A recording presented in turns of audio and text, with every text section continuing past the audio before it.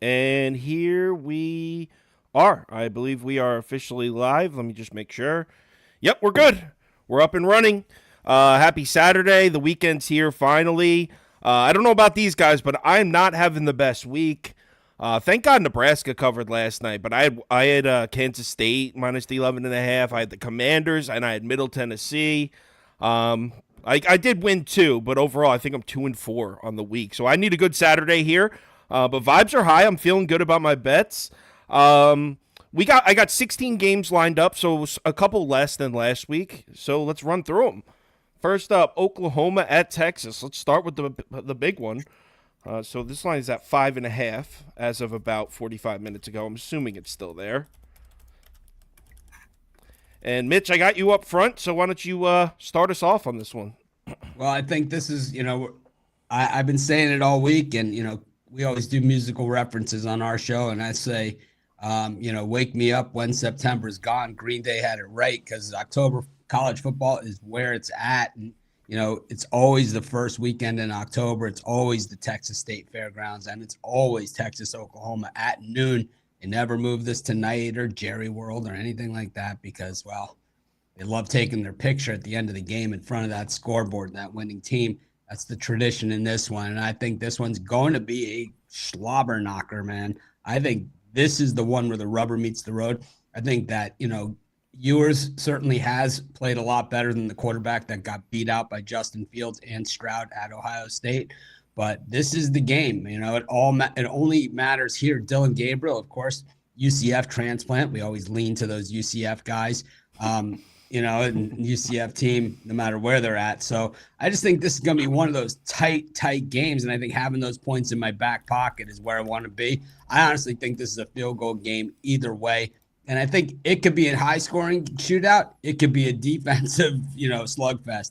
I'm not even sure, but this is for me, one for the fans. I do not have a top play on this game at all, but I always rather have points and when I can't make my mind up, I'd rather have the points. Yeah, I can see your logic on that. Let's bring Jay up. I'm on the other side, as people know. I post this one on video on YouTube. Jay, I'm assuming you're on Texas. Hook 'em. Yeah, I'm gonna be honest. This is not like one of my favorite games on the card, man. This game kind of scares me because I do think Oklahoma is underrated, but I think Texas. This is the best Texas team they've had in quite some time, man. And I really believe in Quinn Ewers and what these guys are doing, and I think collectively, when you just look at roster for roster, player for player, I think that the Longhorns are the better team. I think in the end they win this game by 7. I think it's going to be a high-scoring back-and-forth affair like it usually is.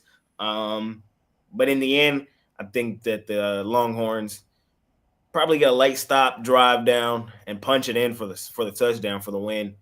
I'm going to take the Longhorns. I'm going to lay the points here in this one. Me too, but I'm on the same page as everyone else. Not one of my favorite bets on the day, but kind of my thoughts are similar to what Jay said. I think Texas defense is the best unit on the field at all 4 of these. And I mean, what Mitch said is true. This game just could get crazy just because the rivalry aspect. It always does. But last year, obviously, they blew them out. That's not going to happen again. But I think right now, if you look just on paper, it's the 2 best units on the field are Texas defense and Oklahoma's defense. When's the last time that was ever a thing? But I think I'm calling bullshit a little bit on Oklahoma's defense due to their lack of competition. It's like, yeah, they held SMU to 11 points. They held Cincinnati to 6 points. But if you watch those games, I mean, they had like 380 yards, 390 yards. So the Oklahoma's points per game just looks awesome, but it should be higher. And like I said, they haven't played a ton of competition. I think Texas is going to light the scoreboard up on them. Maybe Oklahoma lights it up right back, but I just feel more comfortable on Texas.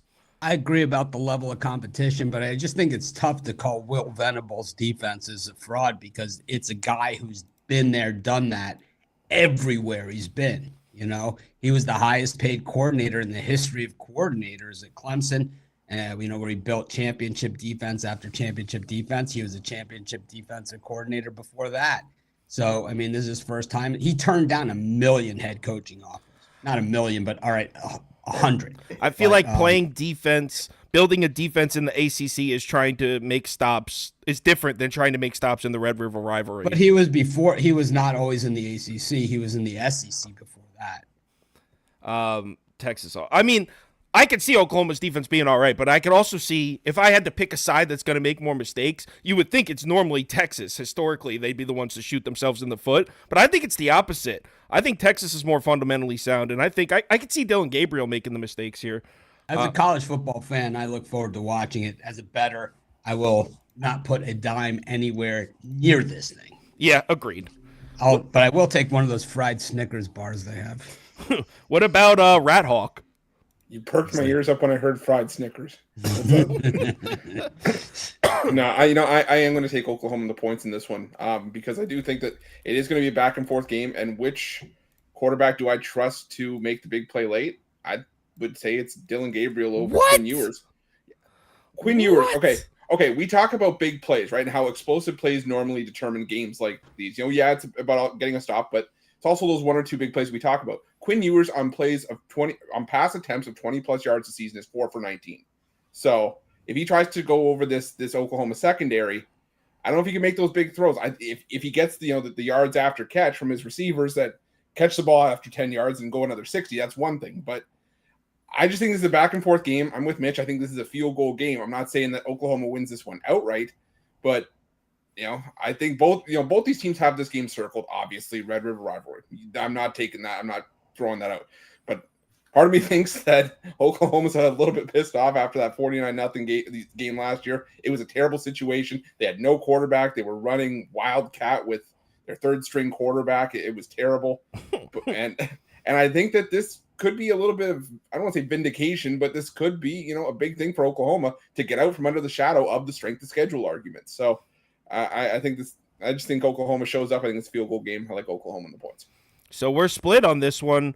Our community is not. Community's pretty heavy riding with me and Jay on Texas. 57% late in the 5.5, 26% taking it.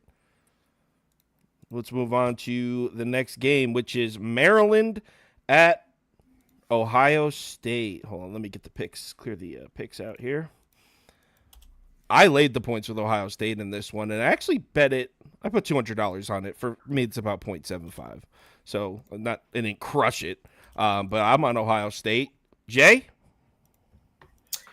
I'm taking Maryland plus the points in this one, man. I think Maryland is getting a little disrespected. Ohio State, I don't think this team is quite the team they were last year. And I think Maryland is slightly better than they were last year. And we saw how that game ended up. Maryland ended up covering the point spread. I think the key to this one, I know Ohio State's defenses look solid in spots, man, but I question the competition. I think Maryland will be able to move the ball, score some points, enough to keep it within 3 touchdowns, man. I'm grabbing the points here. With no longer just Tua's little brother, man, but with a real quarterback who looks real good this season. I'm taking the points with Maryland. I could get with you that maybe Ohio State isn't as good as years past, but this is such a reminder game. Hold on, let me get to my notes because I have it written down. Maryland's last 4 trips to Columbus, they're 0-4, obviously. They've lost by an average of 44.25 points. So Ohio State just doesn't just beat Maryland. They beat the shit out of them. So, yeah, I'm laying it. And I think it's just a perfect – there's not many opportunities where you can kind of buy low on Ohio State. But coming off the Notre Dame game where they didn't look great, they could have easily lost that game. I bet you a lot of people would argue they should have lost that game. Notre Dame played the final plays with 6 defenders on the field. But then you get a bye week and you have Ohio State coming off that kind of could have been a wake-up call for that team because a loss for Ohio State basically means their season's over to some extent. So that could have been a bit of a wake-up call. And then they get 2 weeks to prepare for Maryland's defense. I heard the weather isn't supposed to be great, but I don't even care because I think they'll just slam the ball on the Maryland's front 7 and hold the ball this whole time. I like Ohio State in a blowout. Maryland does look good this year. They've definitely looked good the past few weeks, but they've played nobody. Their only road game on the year was at Michigan State, right smack in the middle of that Mel Tucker crap. So I don't even give them credit for that win. So yeah, Ohio State in a blowout is my pick. Let's go to Rat Hawk. Yeah, I'm taking Maryland in the points as well. I think that Ohio State probably wins this game comfortably, but to me, this is just about the number. I think 18.5 is just too many. I could see it's finishing around 17, maybe a 38-21 kind of game. But yeah, I'm with Jay. I just think that, we saw this last year where, Maryland was able to hang around against, we said, just a much better Ohio State offense with, CJ Stroud. Now I think Kyle McCord's a bit of a step back. I do think that, like you said, weather's not supposed to be great, so maybe it's going to be a run-heavy approach for Ohio State here. But Maryland, top 50 in both rush and pass defense, so they're decent enough, and I think they're decent enough to get at least a couple of stops to keep himself within this number. So give me Maryland plus the points. Mitch, tell me you're with me. I think you're going to be on an island here, and I know Lou Holtz looks like Granny from the Beverly Hillbillies, but I got to tell you, he does know his football, and I think that, he said that this Ohio State team just clearly not a great team this year. And I got news for you. I think Ryan Day, initially when he took over at Ohio State, got to remember, there were Urban Meyer's players that he had at the time. I thought he was really a great coach, but the more and more we see him, the less I believe that he is a great coach or even a good coach. At this point, I believe Ohio State, when's the last time we really thought that they might be the third best team in the Big Ten this year? And I think that that's certainly a possibility. A lot of what we talk about on our morning shows, we love the stigma. We love the teams that have the bad juju, the bad stigma, because you usually find value there. And I think Maryland and that stat that you mentioned, getting blown out of the gym at Ohio State, I think that works in our favor here, getting this generous number in what probably figures to be a closer game than this. Mike Locksley is not the same Maryland stiff head coaches that they've had. He's the first Maryland head coach to bring home back-to-back bowl wins in 20 years. I think the Terps are a different animal this year. And maybe I'm wrong, but I think that at worst, we get some garbage points and covered through the back door. See, I don't disagree with what you said. You said you can make an argument that Ohio State's the third best team in the Big Ten. Maybe. We're not saying that's yes or no, but I can see how an argument could be made. But the gap between the third best team in the Big Ten and the seventh best team in the Big Ten is still huge. Last year, who was the third best team in the Big Ten? Penn State. I would have laid 18.5 at home with Penn State coming off a bye against Maryland. I don't think Maryland. But if you laid this against Indiana with Ohio State, you didn't cover. That was week one. Kyle McCord's first game. First game was the starter, I believe, and then in the second half, after he had, I think it was his sixth drive, he put together 3 straight scoring drives to seal the game. So it just got off to a slow start. He just got off to a slow start in his first game, and then once he got comfortable, he drove right down the field and scored 3 straight times to win. 35-7 against Youngstown State in the Big House. I mean, are you really going to do a deep dive on the Youngstown State game? Who knows what they might have been trying. I got time. I went back to watch replays of this show. Do not 7 hours. So. Do not sully the good name of the Penguins. And I am officially on an island, by the way, because the community is on your guys' side. 52% taking the points with Maryland, just 35% laying with Ohio State. Buckeye up. Let's move on. This is the type of games Ohio State loses. This is the type of game they win by 60, and everyone's like, oh, we shouldn't have slept on them. Or lose outright. They're not losing outright to Maryland. They're going to win this game by People said about Iowa a few years ago at Iowa, 22.5-point dogs beat them outright by like 40. You're going to compare an Ohio State home game off a bye to a road game at Kinnick Stadium. But if you look at the Big House historically, the home field advantage isn't there. They lose at home that's every true. single season. There is truth to that. Almost every season they lose at home. I think people might be riding Maryland a bit too high. Tagovailoa is kind of cool, but that defense, maybe we haven't seen it yet this year, but we also haven't seen anyone that could take advantage of it. That defense is offers little resistance. So Rat Hawk is up. I think he's doing a great job. We'll see. All right, Rat Hawk, start us off. LSU on the road at Mizzou. I can almost guarantee Rat Hawk is taking the points with Missouri here. I know this man. You're muted. Sorry, better that way. Would you stop it?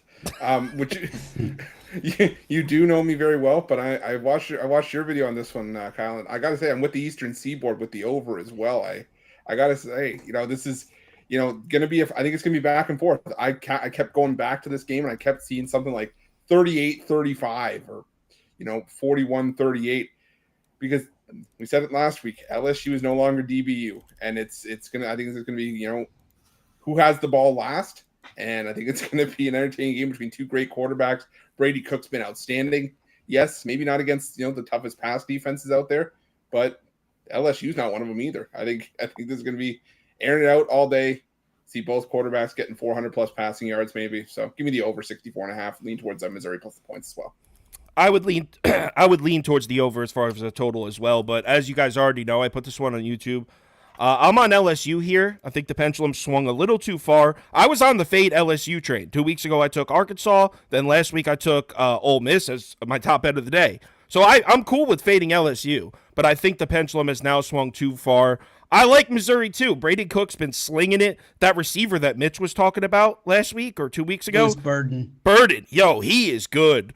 So Missouri definitely has an offense, definitely been throwing the ball. But you know what? I thought, if you asked me to describe this Missouri team entering the season, I would have talked about the defense. Like, they got a good defense. It's going to be tough to score on that team. It's not really been the case. The defense has been a little underwhelming. The offense has been the unit that's been showing up for Missouri recently. And in a game against LSU, where, say what you want about LSU recently, in their last 3 games, they're still averaging 41, 42 points a game. So that offense is unreal. They're going to score on Missouri. Do you trust them to keep up? Maybe LSU secondary is beatable, but do you trust Missouri to hang 38 and keep up with them? I don't. I think Harold Perkins is going to make a play, maybe a forced fumble. I think LSU's defense has a little bit of a bounce-back performance. I'm with you on the over. I'd say like 41-28 final score, LSU wins. Let's bring Jay up. Yes, sir. Yes, sir. Yes, sir. I am taking Missouri plus the points. I am. You're an LSU fader, though. You're an LSU fader. I am. I'm fading LSU in this one. I mean, both times we've seen them in big games, they fell flat. Missouri, I think, will be able to score points, just like everybody else has been able to score points. And laying points with LSU, a team whose defense gives up the points that they give up, just seems like a bad idea. I think this is a field goal game all day. Missouri has a legitimate shot to win it. And if LSU does win it, they probably win it on a late field goal on the road. So I'm not landing with LSU on the road. Give me Mizzou plus the points at home in this one. All right, Mitch. If you take the under, we will officially have covered all 4 sides of this game. I'm taking Mizzou. The only total I took in this game was Ruffalo's mention of Eli Drinkwitz, which came in under. I'm surprised he didn't give you at least 5 to 6 of those in his explanation, because he's one of our guys. I just think this guy's one of the emerging young superstar head coaches out there. 40 years old, 12-1 at Louisiana before taking over the Missouri job, where he's quietly turned a Missouri team, which is kind of an afterthought here in the SEC, into a team that comes in and competes every single week. I think what he's going to do here is he saw the pass coverages that Daniels has been facing in the last few weeks. They've tried the zone, right? That doesn't work that well. They tried the man coverage. He seems to be able to identify the mismatch. He has the time to do that, and that's why they're putting up 40-something points a game. I think Drinkwitz is a master at this, and I think he's going to be mixing up these coverages, and I think that LSU is going to be in some trouble here, because we know that Brian Kelly teams are about as soft as they come. I mean, they are marshmallows when playing against physical teams.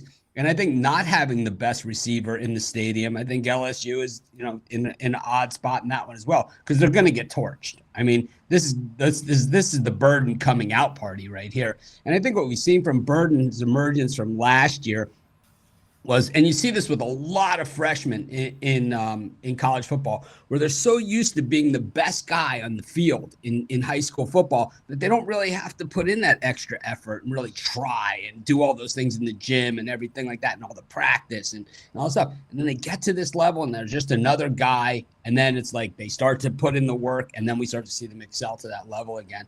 And I think this is coming out pretty. I could see Mizzou taking this one out, right? They are the higher-ranked team coming in. They do have the better record coming in. They have the better coach. And, they got a kicker that's about 400 pounds. See, I don't disagree with you with what you said about LSU struggling when their opponent makes it a physical game. I could see that. But I don't know if Missouri is that team. I thought they were going to be entering the season, but in that Kansas State game, they did not look great. I had Missouri +4 as a top bet. I was glad to see the dude hit a 61-yarder, but I don't know if they deserve to win that game. And they didn't look like the more physical team, and that was Kansas State. That was Kansas State. Runs a very, very I know. It looked really good last night.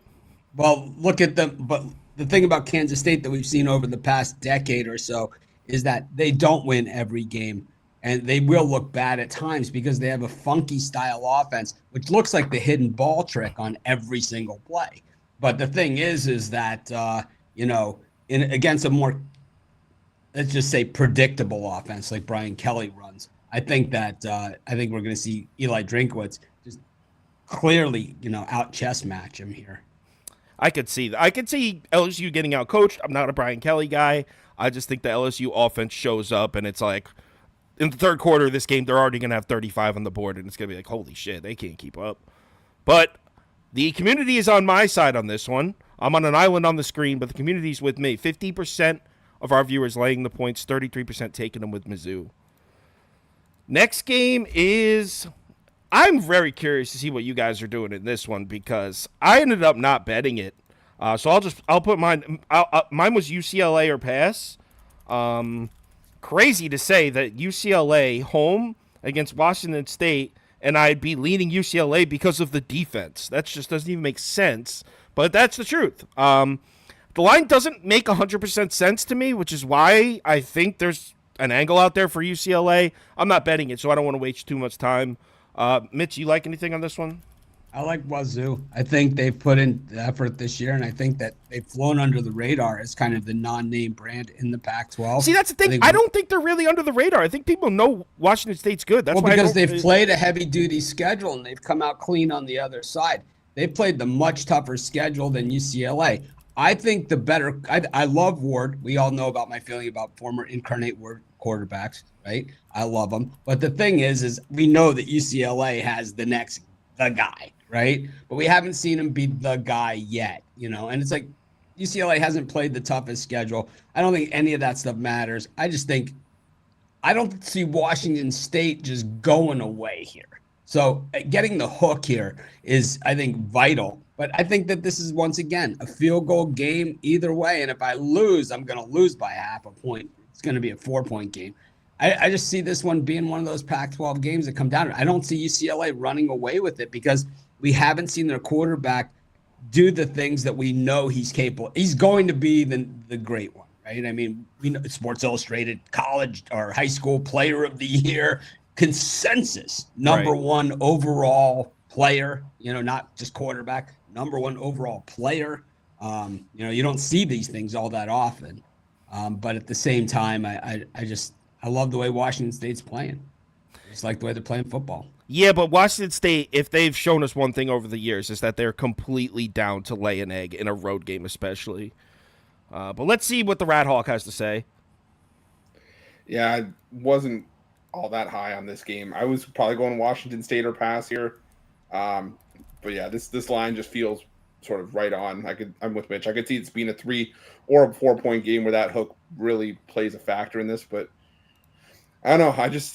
I'm also high on Cameron Ward. I think that he's going to try to make some big plays here, and yeah, there's not much I can really add to that. I don't really have a great feel for this game, so for me, it's Washington State or pass. Just a game where, in a game that I can see going either way, I'd rather have the points in my back pocket.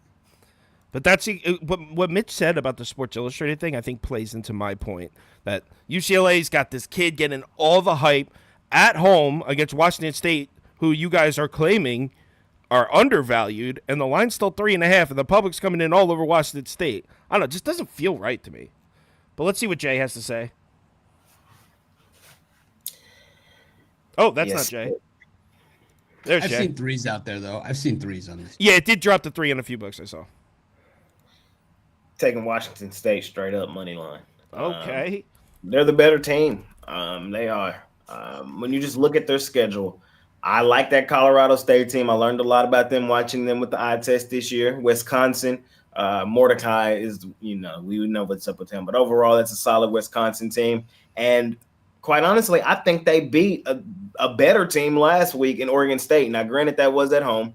But I just see Washington State continuing to play the same football they played all year. And when it comes down to it, man, I'm just I think UCLA is going to be outgunned in this one. I think Washington State wins the game straight up outright. I'm taking the better team with the eye test that I've seen this far this year, and that's Washington State. So I'm not even overcomplicating it. Community is on the side of you guys. 51% of our viewers taking Washington State, 36% laying the points with UCLA, 6% over, 5% under. Next game is Purdue at Iowa. Let's clear the picks out. Mitch is probably going to take the Hawkeyes here, saying Cade McNamara going down with injury doesn't matter. Am I right? Yes. I hate Purdue's guts. I just think they absolutely stink, and I'm going to go with Iowa here. I think that, I just don't see the path, and I see Iowa at home getting it done. Kirk Ferentz has been there for a long time for a reason. Well, Mitch is right about Purdue not being Purdue not being great. But he seems to left out the part where Iowa is even worse. I'm on Purdue in this one, and I'm not saying Hudson Card's about to go into Kinnick Stadium and move the ball on the defense. But did you see this? The quarterback that's starting, Deacon Hill, he was struggling against Michigan State. If you can't throw the ball in Michigan State, you can't throw the ball, period. Michigan State's defense doesn't exist. I'd like Michigan State over Purdue. Oh, my God. That's just way off. In a neutral site, Purdue would be laying 4 points to Michigan State right now. I mean, we talk about Fresno State's soft schedule, and Purdue is one of those teams. Yeah, but Purdue had that game, too. And also, that was the first game with the new head coach. Keep in mind. See, this is West team. Mitch, let me teach you about a guy named Ryan Walters. So, Ryan Walters was the defensive coordinator at Illinois last year. If you remember, Illinois had one of the best defenses in the country. He built that defense. They had Witherspoon, who you just saw the other night on the Seahawks. That defense was loaded. This year, he took the Purdue head coaching job. Purdue's defense started off rough the first few games. But what people don't know is when he took the Illinois job, the defense was bad for the first few games too. And then by the second half of that first season, it really started clicking. We're starting to see the Purdue defense click. They shut down Illinois last game. Here they are against Iowa. A terrible offense with a quarterback who couldn't move the ball in Michigan State. Purdue is going to win this one, not via Hudson Card and the offense. They're going to win this one because Iowa's offense is just worse. So Purdue plus 2.5. I'm getting the better team, and I'm getting points. No. Rat Hawk? You haven't encountered the yes and no buttons. Yeah, that was the first time I heard that one. You're in for a treat. I will assure you that. But I'm taking the under here. To me, this is a game that's all predicated on defense. Iowa, we all know what the defense is for the Hawkeyes, and it's been their bread and butter. It's been their go-to for the last year and a half, 2 years now. But I'm with Kyle here. I think this could be a spot, especially with Cade McNamara out, where you could sort of use this as a launching point or somewhere somebody say, well, hey, we shut down Illinois last week. We held down Iowa's offense, even though it's really not going to say much. But you could just say it statistically, like, hey, maybe this defense is moving in the right direction. I could see if Purdue wins this, I could see it being 13-10. And if Iowa wins it, I could see 14-10, 14. How about 14-13? That could work. I was going to say some weird number like 14-11. Well, I need it within 2.5. So okay, 14, fine. 14-12. 14-12 I'll take, as long as Mitch loses. All right, let's bring Jay up. Jay, you placing a bet on this one? I'm with you in this one. I'm taking Purdue. Because you secretly are a fan of Hudson Card. No, I'm not. I'm glad he's no longer at Texas. But when you kind of put the pieces together, when you play the who played who game, I like how Purdue absolutely obliterated Illinois. We saw Illinois compete. And I get road and home in college football, it means a lot, but still just follow me here. Illinois 30-13 with Penn State. Man, Iowa didn't have a whiff against Penn State. They got crushed. Didn't have a whiff. Like, their offense was terrible. Now, I get it. There's a lot of different home situations going on there. I understand. But when I just put the pieces together, I think Purdue is actually the better team. I think Purdue has a legitimate shot to win it outright. and I'm gonna try to go for the little bit of plus money that's there. I'm gonna take them straight up on the money line if I'm gonna play it at all. Take a 2.5. I could see there being value on the money line. So yeah, me and Jay on Purdue. Our community is pretty split, but slightly leaning Iowa. 45% of our viewers laying the 2.5, 41% taking the 2.5, 7% under, 5% over. Next up, oh man, the big game here. The Tide at the Aggies. I already know what Mitch is picking because he's predictable. Mitch is going to fade everyone taking Texas A&M and tell some story about how Nick Saban owns Jimbo Fisher. Am I right? No, I'm taking A&M here at home. Oh, wow. I'm taking the points though. I think that this one could be a heartbreaker for Jimbo Fisher, and I think we might be happy to have those points. But I think this is one of those things where both these teams very highly paid players on both teams, and I think that this I love defense, and I think this Texas A&M defense is for real. This is like one of the best pass rushes defenses overall that we'll see, and I think that I'm really mostly rooting for A&M because I think it will add more credibility to Miami's ass. I knew it. I was gonna say that. I knew that's what you wanted. I knew. Of course, but we're still not. Don't worry, Jay. We're still not going to get any credit for it. It's going to be. Jay knew the game you were playing there. Before, and it's like, wait, we're never going to get credit on it. But I'm taking the Aggies here. I just think that this isn't the best Tide team that we've seen, and I think on the road, just bad. I know College Station is one of these great buildings and great atmospheres. It's not necessarily the best home field advantage, though. So, I don't think that factors. I think what factors is that Alabama quarterback play against this A&M defense. I think they're going to sick the dogs on them. I agree with everything Mitch just said. Alabama, not their best team we've ever seen. And in a lot of their matchups, you could still go with the, hey, it's Alabama, though. Talent-wise, there's just such a discrepancy. You can't really do that here because A&M's loaded with talent. There's NFL players on that roster. A&M's loaded with talent. And matchup-wise, on paper, there's just no question. I mean, A&M should probably be laying 3 here if you just go with what we've seen this year on paper. Like Mitch said, the pass rush is out of this world. They've got 14 sacks in their last 2 games. Alabama is like 122nd, I think, in sacks allowed. They've allowed 22 sacks on the season. So pass protection's a problem for Alabama. That run game, Alabama, bread and butter is the run game, right? You know what? The only 2 times Alabama saw decent run defenses this year, Texas and Ole Miss, couldn't run on either of them. So I don't even know how much I trust the Alabama run game anymore. Milroe is looking a little bit better. Look like he's playing with a little more confidence at quarterback, but Texas A&M in that pass rush, that defense is real. I don't expect Alabama to be able to run the ball. And, Max Johnson is slowly winning me over as a fan. So I had A&M last week. I laid, I forget how much it was. I think I laid 5.5 against Arkansas. Was that last week or was that Auburn? No, I think it was Arkansas was last week. So I had A&M last week, and I'm going right back to them this week. Let's see where Jay's at on this one. Fading A&M is where I'm at in this one. I'm taking Alabama. Here's why, man. In hindsight, Alabama's one loss is against, in my opinion, the best team in the country. Georgia? No. Hook 'em. Texas. So they did win the national championship in 2005. So in order to be the man, you got to beat the man. That's fair. That's fair. And I understand that argument. But based on the eye test this year, I just think it's been Texas for me. We're going to learn a lot about them today here in about an hour.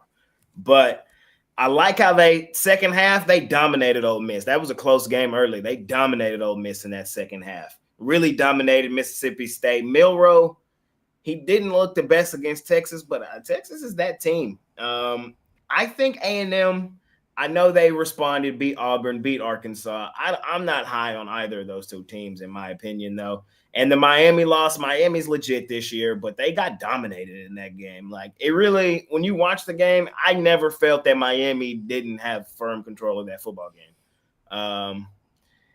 I just think this is the classic Alabama beats A&M. I'm sorry. A&M hasn't shown me enough to want to take them to knock off Alabama. I think Alabama's now becoming underrated at this point. I'm taking them here. I'll lay it. What I'll say about the Miami game was if Alabama's offense was built similarly to Miami's, I might be more inclined to lay the points. But Miami can throw the ball with Van Dyke. Milroe hasn't shown us. And I think that's how eventually you're going to have to beat this A&M team is to attack the secondary because the defensive front's good. And I don't think Milroe can do it. I don't think he's the guy for that. But there's one pick left, and it's Rat Dogs. Rat Hawk. I was gonna say we're changing it up. We're changing it up midstream. Oh, great! Now, Texas, the best team in the country. I want to thank Jay for now having to institute a breathalyzer before we go on the air. Anyways, I'm gonna take A&M here as well. Funny enough, the quarterback that's had the most success running the football against Texas A&M was ULM's Jaya Wright, who had 34 rushing yards on 5 carries. But outside of that, that's just taking their foot off the gas because they won that game 47-3. But against, Auburn's Robbie Ashford, they held him down. They held down KJ Jefferson with that front seven. I think that there's going to be a ton of pressure on Jalen Milroe here, and I look for A&M to capitalize. I think A&M. I think they've got the better skill position players, and they got the much better receivers here. And it's. I don't want to sound like an ass just saying, "Oh, well, this is the least talented Alabama team that we've seen in some time." But it is. It is, and that's I don't want to catch heat from Alabama fans, but it is what it is. It's not as dominant looking Alabama as we've seen in years past. So I'm going to take A&M here. I think that if A&M doesn't win this game outright, it's like a 1-point game. So give me A&M in the points. So Jay on an Alabama island. But the community slightly agrees with Jay. Poll's pretty close. As expected, this one's pretty split. It looks like about 48% of our viewers, see when the results come up, but it looks like about 48% of our viewers are laying the points with Alabama, and like 41% are on A&M. So it's pretty close. Let's move on to the next game. Syracuse and North Carolina, and I'm a little frustrated about this one because right now, if you go on Google, and when I say right now, talking about an hour ago when I tried it.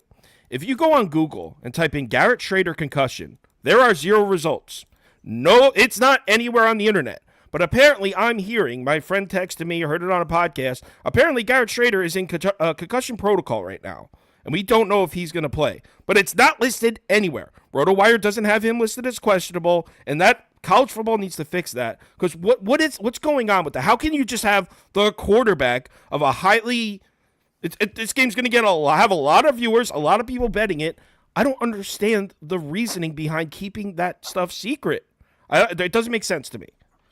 Kind of like what they did with Cam Rising, what we found out this week. Right, and in the NFL, there are rules to prevent it.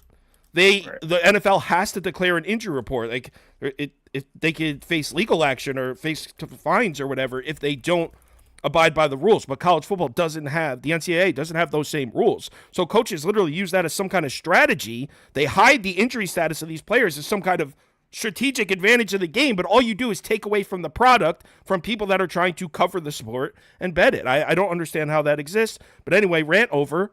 Rat Hawk, you're up. Jeez. Yeah, I even just tried searching Twitter just now to see if there was anything from like a beat writer or something. No one's saying it. Nobody. There's nothing. There's nothing. He never went into formal concussion protocol. I heard that he did from the guys on Return to the Game. That guy Joey Knish, his podcast, he does the college football thing. I think he's wrong. Maybe he is. But usually that's like someone who, when he says an injury report, he usually has some good information on that. He's sharp. Yeah, and his information is usually good, so I trusted it when he said it. It's just crazy that no one's talking about it. But anyway, Rat Hawk, take it away. Yeah, I'm going to go with the under here. I just have a hard time getting up to, I think it's 59.5 or 60. I think it's just going to be a game where there's going to be a lot of running the football. I don't see North Carolina maybe airing it out as much as you would think when you have a quarterback like Drake May, who does have that reputation. But I keep getting to something like 31-23 or something like that. Just high 20s, low 30s on both sides, but nothing to get us up and into the 60s. So give me the under 59.5 here. All right, under 59.5. Jay, you betting this one? Syracuse did me dirty last week after You and me both, man. I was on my fade Clemson train. Syracuse, look at them this year. They did me dirty, man. I'm gonna say Syracuse or pass. Is what I'm gonna say. Not enough for me to want to jump on them just about how bad they did me. But if I had to lean aside, I do think that they can defensively keep this game within 10. So small lean to Syracuse. I'm on the same page. If I didn't bet it because I'm waiting, but if Garrett Schrader's playing, obviously if they announce it, actually I don't even think anyone is aware that he might not play, so maybe the line won't move. But if he's playing, I'm betting Syracuse is taking the points. I think it's a great buy low spot. People don't realize. So, all right, Clemson won that game. I think it was 31-14. So it looks like this Syracuse defense that everyone had confidence in failed. But Syracuse turned the ball over 3 times in that game, 2 of them deep in their own territory. The third one was at midfield. And all 3 of the Syracuse turnovers resulted in Clemson touchdowns. So the final score was 31-14, but 21 of Clemson's 31 points were gifted to them via turnovers. And now I'm not saying those turnovers don't count. That means we should have won our bet. That's not what I'm saying. I'm just saying this is a great buy low spot for Syracuse. Now facing a defense that's way less threatening than Clemson. North Carolina's defense definitely looks like it's taking a step forward this season. Still not a defense that scares me, even at home in Chapel Hill. So at 9.5, I think this is a great bet if Garrett Schrader is playing. All right, Mitch, take us home. Yeah, Cuse all day and twice on Saturday for me. Of course, Carolina plays Miami next week, so I'm going to start the trash talking early of the Tar Heels and continue it all the way through the remainder of the week. I think North Carolina is going to be looking ahead to the Miami game next week, and I think they're looking ahead to when Tez Walker is going to be able to really contribute to this team, named eligible this week, just in time for the Miami game. Not unexpected. The thing is that Mac Brown's defenses have been absolute Swiss cheese in recent years. It's been a while, man, since he's had a really good defense. I mean, even that national championship he won at Texas was a Swiss cheese defense that gave up 1 million points. And I think, Syracuse, I think, is going to be able to do a lot of the things that Jay thought they were going to be able to do to Clemson last week, which is hold on to the ball and punch it right down their throat. The best way to limit Drake May's effectiveness is to keep him on the sideline. And I think Syracuse is going to be able to do that. And I also think the defense is going to be able to take advantage of some turnovers. I think this North Carolina team is kind of a fraud, and I think Miami's going to bust them up something fierce next week. But I think Syracuse beats them too. I agree. I wouldn't use the word fraud, but I would say I think people are still gauging this North Carolina team like it's still like they still have the Phil Longo offense, not realizing he's gone and Chip Lindsey is there now, and they're more of a rushing offense now. It's still good, but it's not really the offense that it was last year. They're almost a run-first program, or at least have been this year, despite having Drake May. So I don't think people realize that this North Carolina team's a lot different. They look great. And I'm not saying they lose this game like these guys are. But in this game, I think taking the 9.5 points is where the value's at if Garrett Schrader's playing, because for those of you who never watched Garrett Schrader play, I think he's awesome. Holds on to the ball a little too much at times, but he reminds me of Josh Allen. He's big, he's physical, he makes plays when it seems like the play's dead. He finds a way to make it happen. I like Garrett Schrader. And this one, closet fans out there love when I bring up historical players, so I'll throw out that North Carolina's had 2 of the best defenders in the history of the game, Lawrence Taylor and Julius Peppers, but it's been a long time. Yeah, I was, and don't forget Jason Pierre-Paul. Yeah, and Robert Quinn. Wait, Jason Pierre-Paul. No, he was JPP I thought he went to UCF. UCF, yeah, he was UCF. My bad. So anyway, our poll split. Or South Florida, maybe. It was South Florida. All those schools just blur together, man. They're the same thing. Same. The whole state, man. Armando Bacot. What do you think he's making this year? $5 million? No, more than that. 10. How about this? While I'm here, and I mean, we're going to get to this game. Caleb Williams comes out and says, if I don't go to one of these 5 teams, I'm staying. I make more money than an NFL rookie contract for the number 1 overall pick. That's crazy. Already. at USC. Well, hold on. I absolutely believe him. No, hold on. Believe him. I believe him in the sense that he makes more money from his NIL deal than the rookie contract alone. But that's speaking as if he wouldn't also have endorsements in addition to his rookie contract. He has endorsements. He's no, I Dr. know, but right. Pepper. He's got he's saying got massive endorsements. No, he's saying the money he makes from his NIL is more than he would make from an NFL rookie contract, which is true. But when you're in the first overall pick, your NFL rookie contract isn't the only money you got coming in. He's going to get endorsements all over the place. But he's got endorsements all over the place already. I know, but now he's going to have an NFL rookie contract in addition to those endorsements. He would make more money. No, he's got the NIL plus the endorsements. No, I know, but the first overall pick in the NFL, he would make more money. His point is, I'm making a shitload of money right now. It's not enough of an incentive. He does not make more money than he would as the first overall pick. I think he probably does. The argument is not the first year. The argument is you're prolonging when you get the max dollars. That's the argument. So you're gonna if you come back another year, then that's just another year you're not gonna be able to get to that $30 million, $40 million in year 4, 5, 6. So that's the real argument is, are you willing to prolong that $30 million for $5 million up here?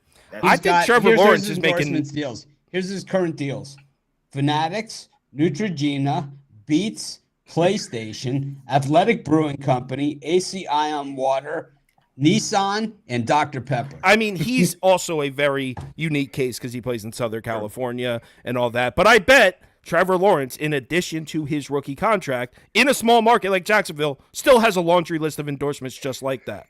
Not even. No, but that's a very weird example because he also happens to play in Southern California. But I'm sorry, but Neutrogena gets me. Hey. All right, Mitch. Anyway, so we're Wake at Clemson. Line is 21. Mitch, Clemson, you betting? Yeah, I love Clemson here. I think, this is Death Valley in October. This is just a very, very tough building. We saw it last week. Clemson just loaded with NFL players, and Wake just not the same team without Sam Hartman from vacating his spot on Mount Roofmore. I think that I'm going to take Clemson in this one.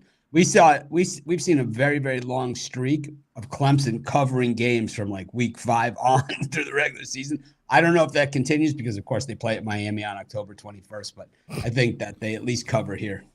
Yeah, I'll just put mine on the screen because I didn't bet this game, but I'm with Mitch. Mine would be Clemson or pass. Don't really like what I see from Wake Forest. The Sam Hartman days are long gone. They're actually like running the ball a little bit now. I don't even know what to think of that program. So they're still winning games. Yeah, no, they look all right. It's not that they look bad. It's just I don't know exactly how to gauge them. And on the road, they can look a certain way in one spot. Oh, they're running the ball a little bit. Well, now they're on the road in Clemson. Some of the shit that you do elsewhere doesn't work in Clemson. Death Valley on an October Saturday afternoon is just not the place you want to be. Rat Hawk?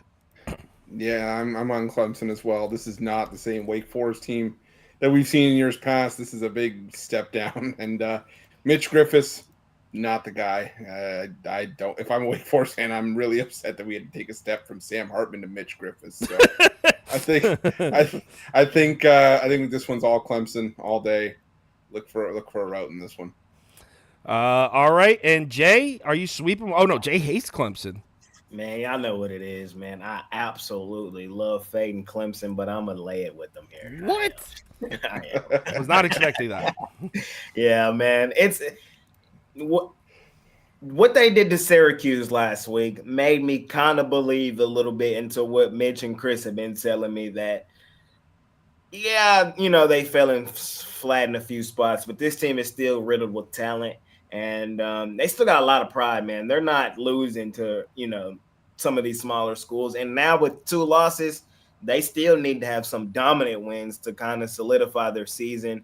I could see this one getting ugly in a hurry. I don't like Klubnik, and I don't, but I think this is a spot, man, where Clemson rolls in Death Valley. Yeah, seems like we're all on the same page there. I'm not going to bet it, but if I was, I'd be right there with these guys. 53% of our viewers are laying it with Clemson, 25% taking the points. Next game, UCF at Kansas.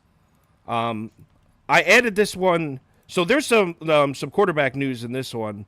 So John Reese Plumlee for UCF is going to play Jalen Daniels is quote-unquote available but not starting.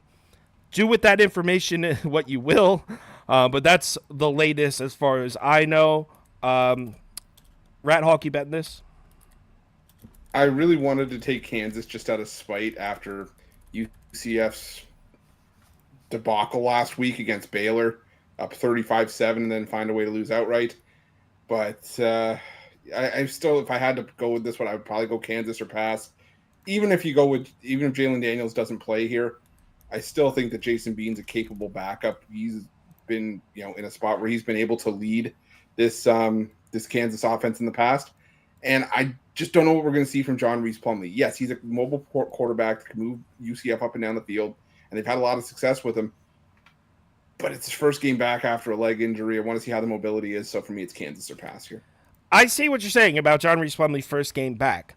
But this is Kansas defense, and if John Reese Plumlee was the type where it's like, yo, we need him to make reads, go through his progressions. No, we need him to pound the football. I don't think Kansas defense is going to make a single stop. So UCF -1.5 for me.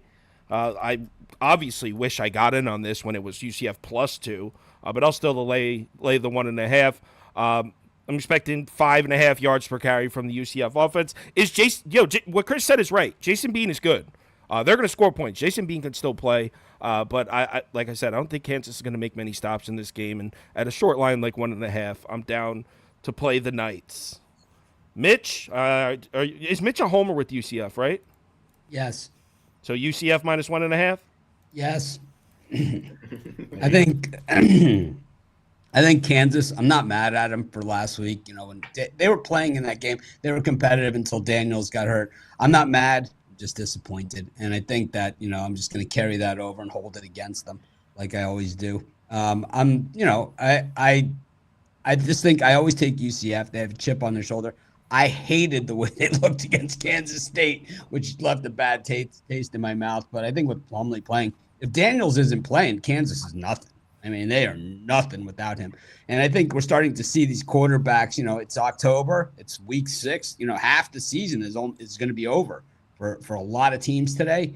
And we're starting to see these injuries start to pile up, especially at the quarterback position.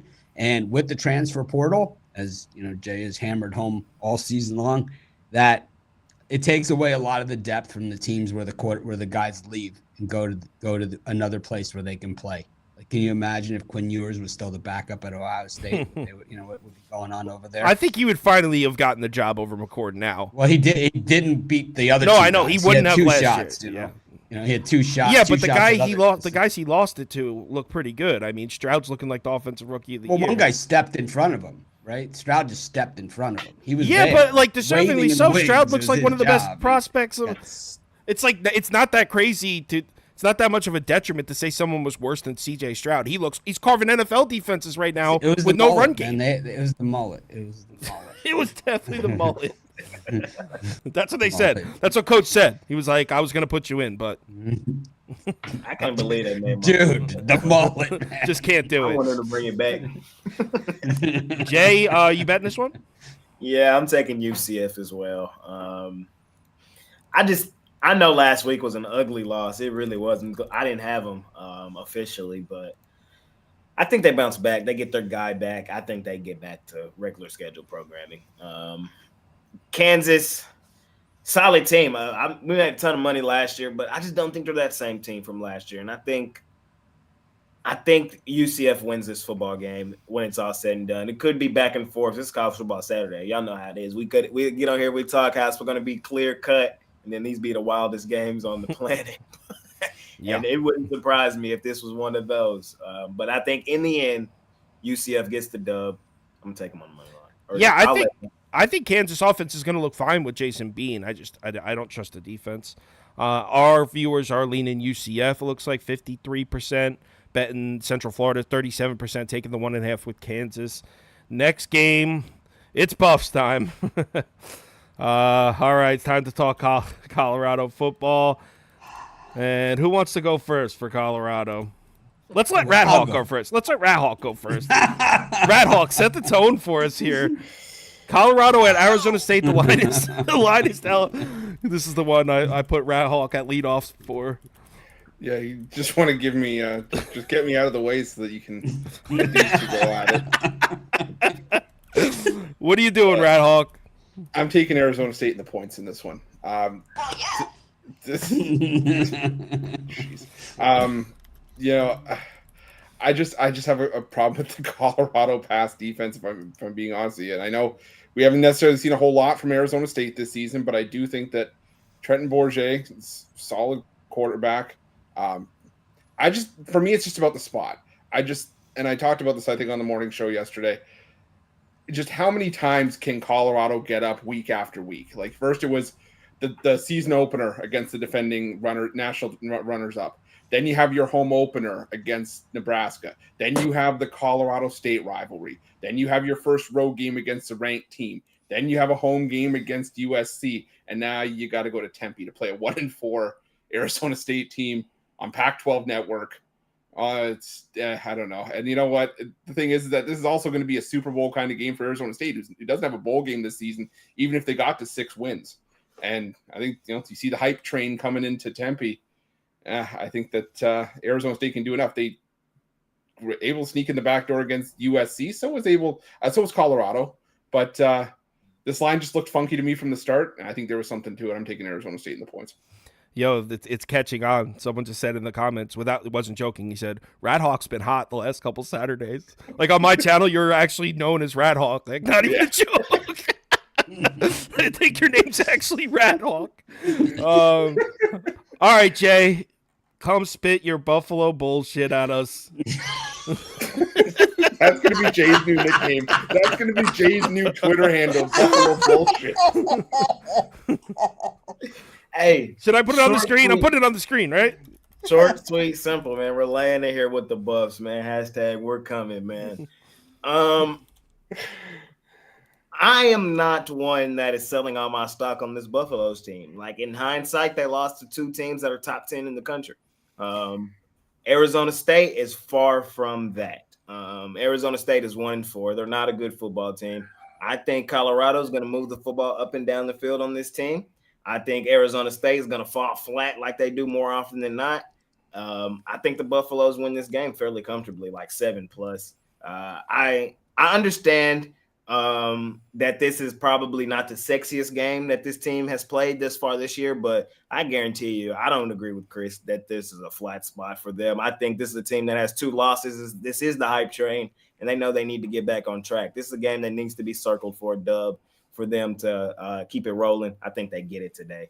I'm laying it here. Give me the Buffs. Hashtag we're coming. Pancake spot. All right, Mitch.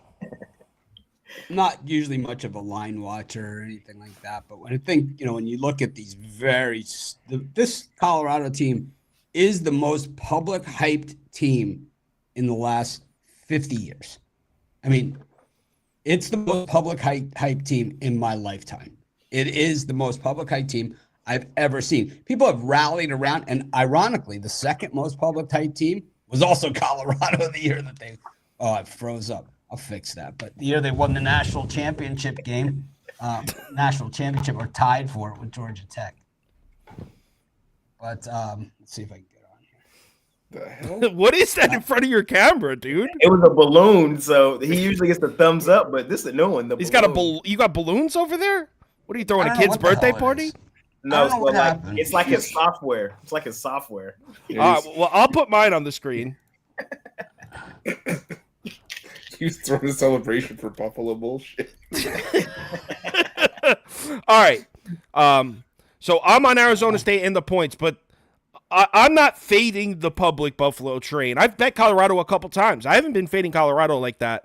I don't like the matchup here because Arizona State, actually, they have one strength on their team. It's the pass defense. This is the 38th ranked pass defense in the FBS. If there's one thing Arizona State can do, it's defend the pass. In order to beat Arizona State, you got to run the ball, and Colorado hasn't shown us they can consistently run the ball. Even USC, who obviously we know has an insane pass-heavy offense. We know that offense runs through Caleb Williams. Even they came out with a run-heavy game plan against Colorado because that's clearly the way to move the ball in this Arizona State team. So it's not that I don't think Colorado's good. I'm not fading the Colorado hype train. I just don't like this matchup for them. I feel Arizona's the right side, and I'm getting more than a field goal. I think Arizona State's going to win, and then I'll bet Colorado in a big bounce-back spot soon, maybe not next week, when I like the matchup. When I need them to play a team that can't defend the pass, and then I'll lay it. I'll put it all on Colorado, but a team that they can't make a bowl game. No, unfortunately. Hold on, I have to put you back. You left and came back, so I got to put you back real quick.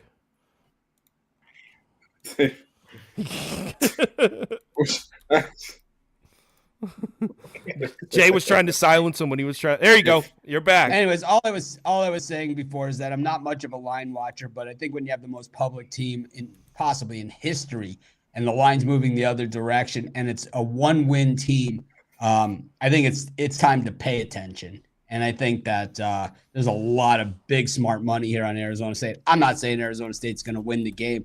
Colorado State might win another squeaker just to keep them relevant. You know, we all know how Vegas works, right? But the thing is that I still think that Arizona State covers. I think there just seems to be way more value in a Colorado narrow win over a bad team like there was in the Colorado State game, where, let's face it, I mean, it was Colorado State, a Mountain West team that won one game last year, and now all of a sudden, it was a rivalry game. After the game, it's a rivalry game. But the thing is, Arizona State they don't really even have a lot of NFL prospects. I mean, but why is this line at 3.5? You would think it'd be 9.5, because they're not very good, Colorado, and I think that's really the answer here. They're just not a very good team. They're a poorly coached, bad team. Bro, in the comments, yes, I did. I had the over in the Colorado first game against TCU. I didn't want to touch a side. You can go watch the video. It's up there. You don't have to take my word for it.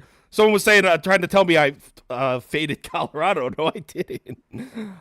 Anyway, as expected, our poll's heavy. I did. Yeah, you took TCU? No, I took the over. The only time I faded Colorado was last week. I took Colorado USC first half. I had USC last week with you. Yeah, but I had the first. No, you had Colorado, bro. All three of you had Colorado. Oh, no, I had Colorado last week. I had Oregon, though. Yeah, you had Oregon. You had Oregon. I'll take Oregon again. Ways. I just bet Oregon again. So 71% of our viewers on Colorado, 18% on Arizona State. I feel happy to be there. All right. I'm gonna bet it again. Next game, Kentucky, Georgia. I put this one up on YouTube. I'll just go first real quick. I put this one up on YouTube. Kentucky plus 14.5. Still on Kentucky plus 14.5. Definitely not one of my favorite bets, though. On the ticket I posted on the website, it was a half unit. It was one of my smallest bets of the day. So I'm on Kentucky. I can't believe what Kentucky's run game did to Florida last week. That was crazy. I did not see that coming. Ray Davis and that Kentucky offensive line handled the Gators' defensive front. And you would think, there's no way they do that same thing to Georgia. They probably won't, but Georgia's run defense hasn't even been good. I mean, they're not even a top 25 on paper statistically. Let me preface it with that. On paper statistically, Georgia's not even a top 25 run defense this year. We all know they are, but on paper statistically, they haven't been. So after seeing what Kentucky just did to Florida, if they come out, run the ball, 14.5 is too many points. So I'll take it. But like I said, it's not one of my biggest bets. Jay? I'm fading Georgia, man. I was just a fade of Georgia, man. I said last week, man, if they didn't cover the spread, that just shows me that they're not the number one team in the country. And it just would solidify to me that they're not, and they didn't. I think they're actually on upset watch. I might sprinkle a little bit on Kentucky money line. They may not be the one to knock them off, but I think Georgia is going to do what they've done all year. Just kind of win and squeak by. I think they win this game by 10 and when it's all said and done. I could see that. So I'm going to take Kentucky plus 14.5 with you. And I also heard, and I don't know how much truth there is to this because, like we talked about earlier, college football injuries are crazy. I also heard that Devin Leary's been dealing with a shoulder injury. So I take that and do whatever you want with it. I did hear that. All right, Mitch, you betting this one? I've gone back and forth on this game, and it's really been one of the tougher games on the board. I strongly disagree with anybody that thinks that Georgia is not the number one team in the country. This team has the 5th longest winning streak in the last 50 years. And until you beat the man, you are the man, and it's like that is the way that it works. Michigan got blown out by TCU in a playoff game, and they've been traditionally a soft, blown out team. So until they actually beat somebody and win something, I think that you're not number one. And I think the same thing with Texas, especially with Steve Sarkisian head coaching, not there. The only team that's even close to have done something that's ranked up there is Florida State. And we just haven't seen them do anything recently. But that, they've done more than any of those other teams a lot more recently, as they actually have the fourth longest winning streak in the last 50 years. But the thing is I think that in this game, either Georgia's going to finally, do what they do and come out and handle things and force turnovers. And that's just the only thing they haven't really done this year is force the turnovers. They are playing solid football. There is nothing wrong with winning football games. There's nothing wrong with winning football games. And it's like rankings mean nothing. All this stuff means nothing because everybody plays each other now. And Georgia has shown when they go head to head, they beat everybody. But do they cover? But do they cover in this game? I don't know. No. My point was you're saying they beat everybody. Yeah, but they don't always cover though. No, they have not this year. This is so. What we have to just look at in this game is kind of what Georgia this year in general is the prime example of the opposite end of the transfer portal. Georgia's had a top 5 recruiting class every single year. It has very, very stiff competition for starting jobs of guys that can play, So it's like as other teams are helped by the transfers in, even our Miami team, we got Alabama wide receivers too and all this other stuff, right? I mean, we'll take them. But Georgia doesn't have the depth. So when you hear about these injuries on Georgia and Alabama, right, these are the teams where they're transferring out of. The guys that had these top recruiting classes, Clemson, right, where they're not winning the jobs. And so they want to go somewhere where they can play. And I think that's the only issue here with Georgia. But they are clearly, if you're just on a 1 through 25 scale, they've won back-to-back national championships and are headed, they're 2 to 3 wins away from historical levels of winning streaks here. I mean, you can't take that away from them because they struggled against SEC opponents on the road. I mean, you just can't. And I don't know. I think the dogs bite, but this is going to be a low-scoring game. I'll just roll with the under. Under? What's the total at? So 47.5? 47.5? Sounds good to me. I like 46 less. I think that's actually going to be 26-16. 47.5. All right. 16. 10-point win. I'll take it. It's time for Rat Hawk. Yeah, I'm on the same boat as Mitch here. I'm taking the under 47.5 in this one. The thing that I struggle with Kentucky is that a lot of the season they've relied on sort of that explosive play to get up and down the field. They haven't been a team that's necessarily just moved the chains consistently. And I worry that that's going to be an issue against Georgia's defense. The other thing that scares me about this number is that hook at 14.5, because I could see a 28-10 win for Georgia. I could also see a 24-14, something, 24-17 win as well, because Georgia's had issues pulling away in conference play this season. So I think it's just going to be a low-scoring, black and blue, hard-hitting SEC football coming in the number under 47.5. So 2 picks on Kentucky, 2 picks on the under, and our poll is leaning Kentucky. 54% of our viewers taking the points, 35% laying the points. Okay, was that Devin Leary injury? Is that new one? I knew he was having a pec issue. That was. I just heard someone on a podcast talk about he's dealing with a shoulder injury, and it makes sense because he's been bad. Kentucky looks good; they're running the ball. Defense looks good, but he has not been good. Even in the win against Florida, they put 33 points on the board. They blew Florida out. But he was 9 of 19 with like 64 yards passing. So he wasn't even good in the game. He hasn't been very good. That also brings up the point. Imagine how good this Kentucky team might be when he starts playing, because we know he's capable of being a good quarterback. So that's another angle. But now we're on to Michigan at Minnesota, and I'll go quick because it's quick. Reverse line movement. In the favor of Minnesota, don't care. At home in Minnesota, where the Gophers' defense over the years has been vicious, don't care. There's some smart money taking Minnesota here. I guess they're basing it on what Minnesota has done here in years past, because this Gophers team looks absolutely dreadful. I don't like Callie McManus. They've lost the run game is streaky all of a sudden, and the defense, man, this is supposed to be it. Minnesota defense at home. No one comes in and scores points. It doesn't matter who it is. But you know what? The Louisiana Raging Cajuns just went into Minnesota last week and put 24 points on the board. They were not scored in garbage time. Louisiana was winning the game at half. Michigan looks really good. They're not. What I like about Michigan too is they're not really calling a conservative game either. I see J.J. McCarthy taking shots down the field on Nebraska up 20 points. So they're playing to dominate. So I like Michigan to cover the -8.5. Super square. Don't care. Mitch?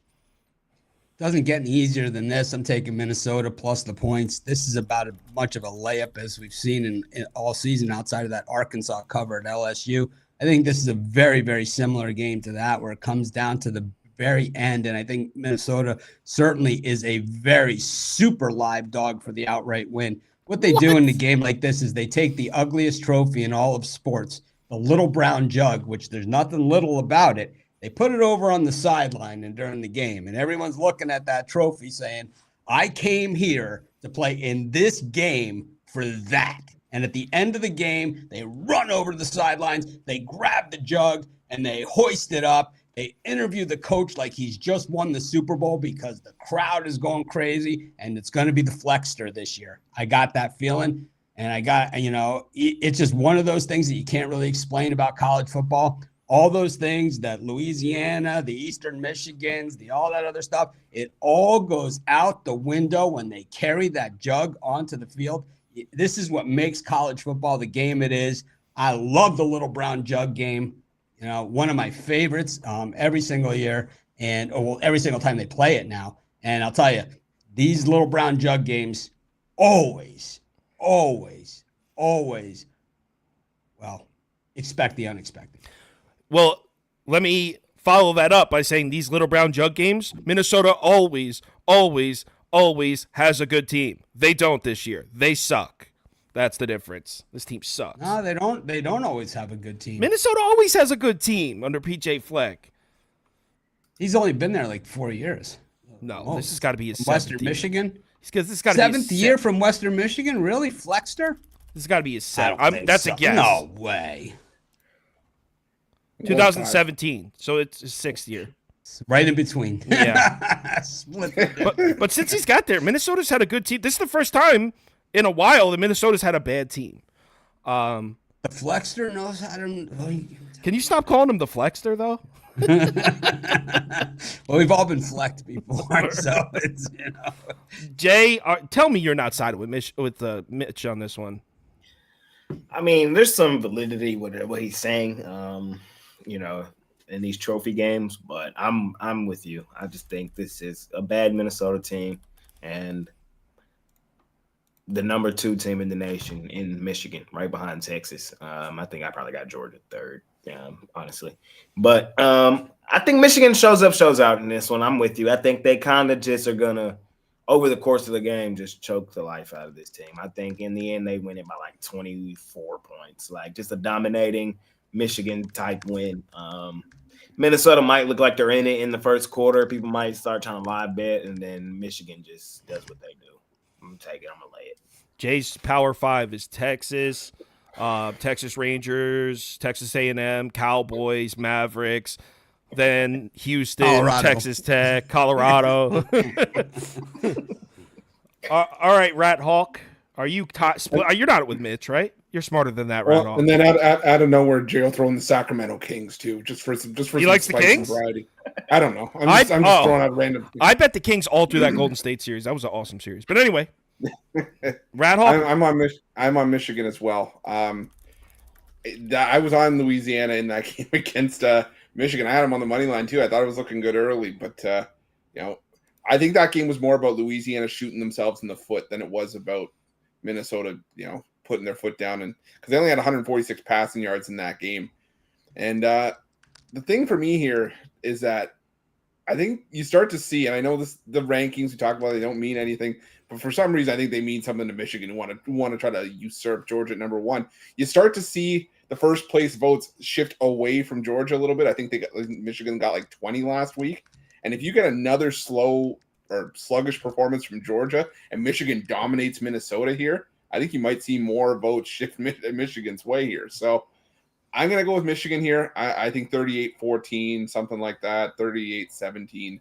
I'm going Michigan in this one. Yeah, that's exactly what I was talking about. So our poll is heavy on Michigan, 67%. Going to be a fun text chat tonight.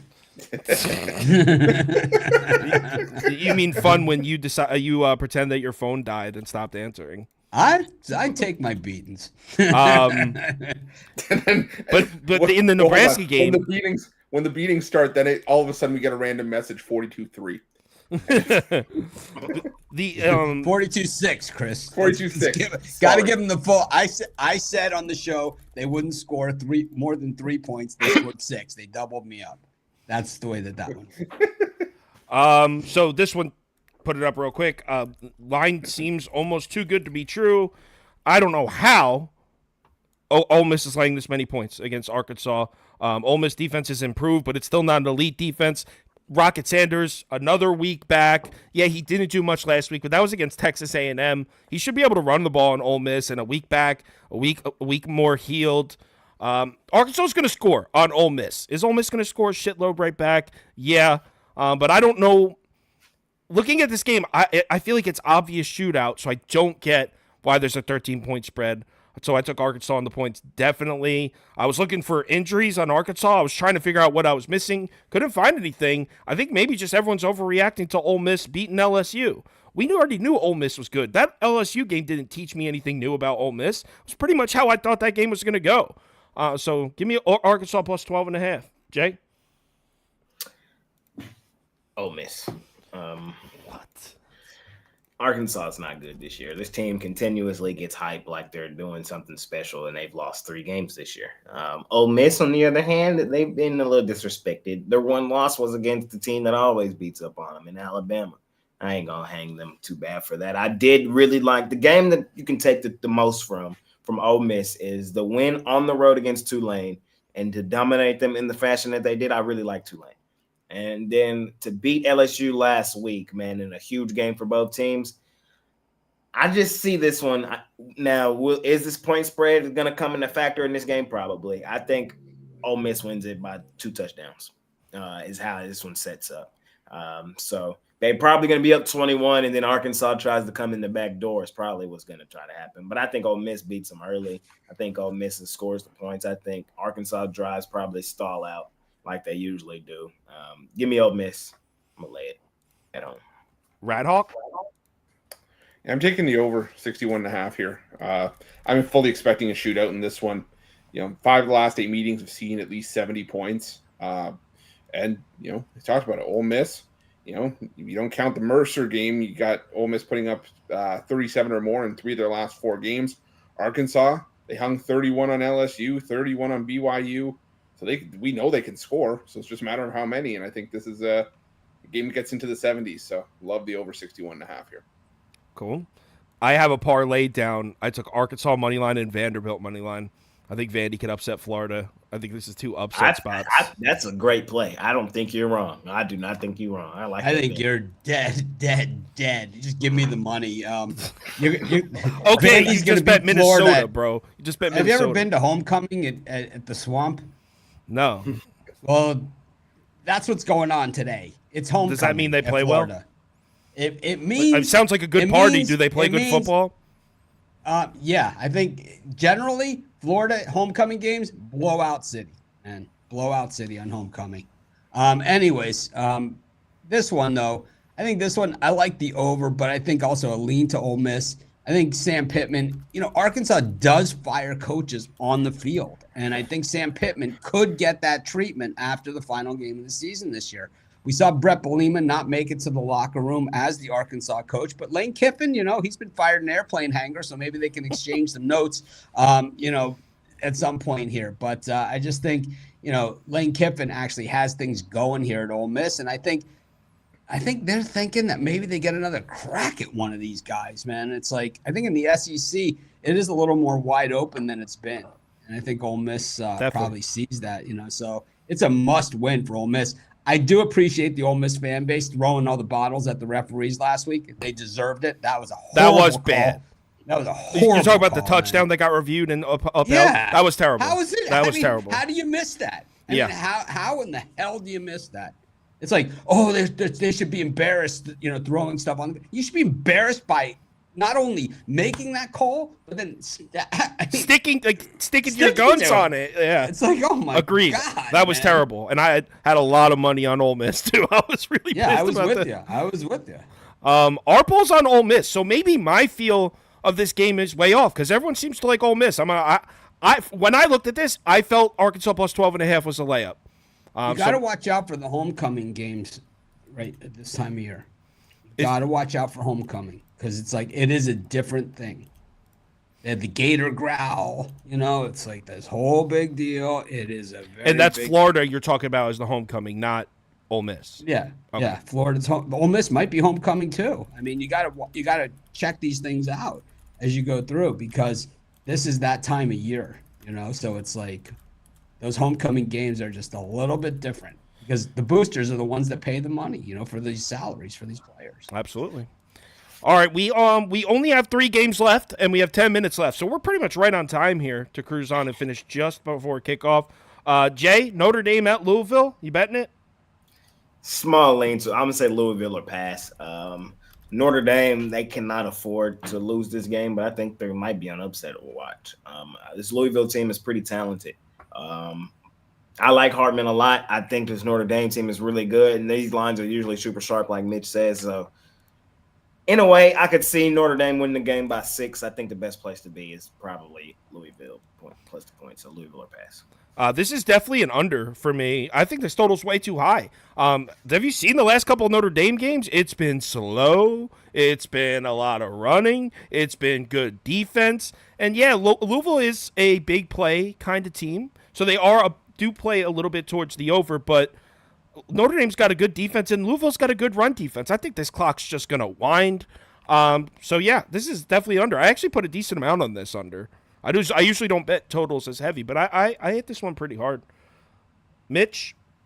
I do like that under, but I also like the Ville in this one against Notre Dame. I like the points, kind of like what Jay said. I think even if Notre Dame wins, which I wouldn't really bet the money line on Louisville. Everyone knows I love a money line dog, is more than anybody. But the thing is that I couldn't go money line here because you got to figure at this point in the season, especially with Notre Dame having the one loss, that they're not going to let Notre Dame lose a close one because they want them in the champion. They want them in the playoff, especially with only a 14 playoff, because Notre Dame equals big time ratings. And I think, that's really what it all comes down to. So maybe Louisville gets screwed here in one way or another. They think they still cover the spread, but, I think it's going to be a tight game. And I agree with you guys, low scoring all the way in this thing. I think, I have, we saw Louisville playing a 13-10 game against NC State. That who's game not was really known for a vaunted disgusting. defense. That game was disgusting. I had Louisville minus 3.5. That was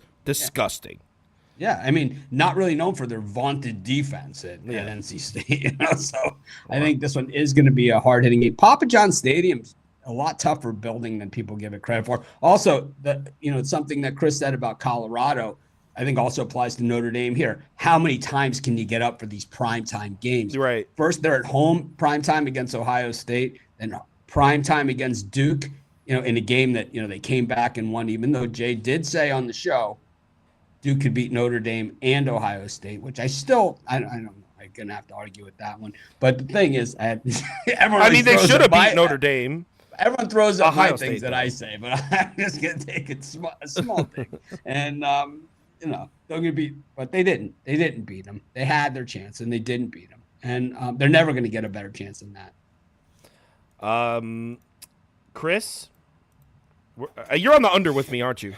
Yeah, I am. I knew it. You know me too well. You love totals, bro. You're a totals guy. I you know what? This is the thing is I always tell people whenever I get flack in our comment section, I'd rather give a total I feel 7 out of 10 about than a side that I feel 2 out of 10 about, just for the sake of forcing it. I know totals aren't everybody's jam, but they're not as exciting. I know. Yeah, and that's true. But I'm with you. I was on NC State, I was on Louisville in that game against NC State as well. I got burned. I didn't like how Louisville looked in that game. Plummer and now sucks. And now you go up against a Notre Dame defense that looked solid the last few weeks. I think this is just going to be, a knockdown, drag out kind of fight here. Could see 24-17, something like that, but I'm taking the under in this one. Our poll is heavy on Notre Dame. If I was to pick a side, by the way, I would lean Notre Dame. So I'll say that, but I'm not. I'm sticking on the on the under. 57% on Notre Dame, 25% on Louisville. Last game, Oregon State at Cal. I don't like how popular it is, but I'm all over Cal here. Actually, you know what? Chris, want to go first? You're already up here. Yeah, I'm going to take Cal on the points as well. I've liked what I've seen from Cal the last couple weeks. They've been battling hard. They narrowly beat Arizona State last week, but this is still a Justin Wilcox team that thrives as an underdog. And the thing for me is Oregon State. This is a different Oregon State team than it is at in Corvallis at Reser. If this game was in Corvallis, if this was at Oregon State, I'd have no problem laying the points with the Beavers here. But I'm going to stick with Cal plus the points in this one. I think it's a one-score game if Cal doesn't give themselves a shot to win it outright. Yeah, agreed. So Cal was the team I had circled going into the season because they brought back 10 of 11 defensive starters, and I thought the defense was going to be undervalued. So in these home games, we're a team that's getting a lot of hype like Oregon State and DJU. This would be a game you can catch somebody. The Auburn game was another good example of that. I think this defense is pretty good. I've placed 2 bets on Cal games this year. I've won them both. Feel like I have a pretty good read on this team, and I like the spot. I think they could beat them. I think this is a really good DJU is going to remind us that he's not that good spot. Oregon State's defense, and this dates back to last year. I'm sure Mitch can attest to this. Oregon State defense is not the same away from Corvallis. It's still good, but it's not the same away from Corvallis. At home, they're a top 5, top 10 defense. Same thing last year. But on the road, they're not quite the same. I think Cal's defense is going to show up for this one, and I'm getting more than a touchdown. Wasn't one of my top bets, but I do like it. I'll be on Cal plus 7.5 for sure. Jay? Rather than to separately bet Oregon State and Klubnik in the same day, DJU and Klubnik on the same day, I'm going to pair them up in a 2-team parlay. Give me Oregon State and give me Clemson in a parlay, man. It's just the pure fate of myself day parlay. We'll see if they both can get it done, man.